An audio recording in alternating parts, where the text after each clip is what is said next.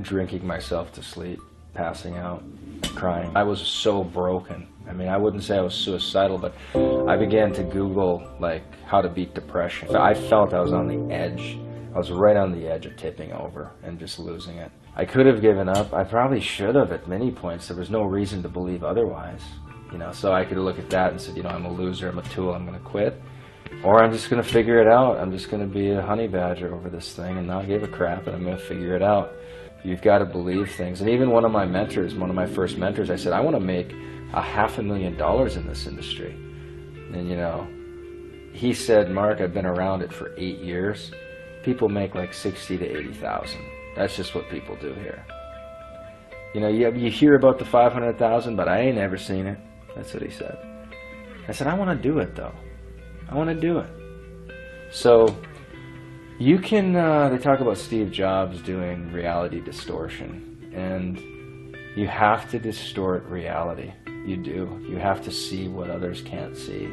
You have to do things others can't see. You have to deal with the ridicule and the belittling and the blasphemies at you and mocking and the jokes.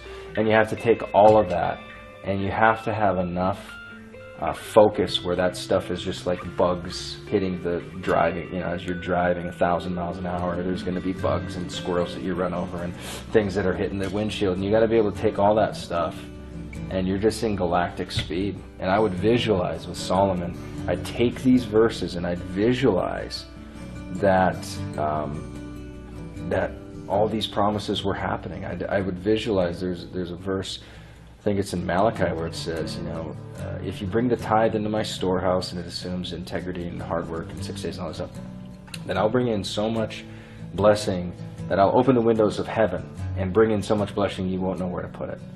And it's this idea, and literally I would visualize all this wealth coming into my account, and literally at the federal government had a limit. I think it was a $100,000 limit on how much you could put in a bank account, and we maxed that frickin' bank account out, and I literally had to go find another bank account to put money in.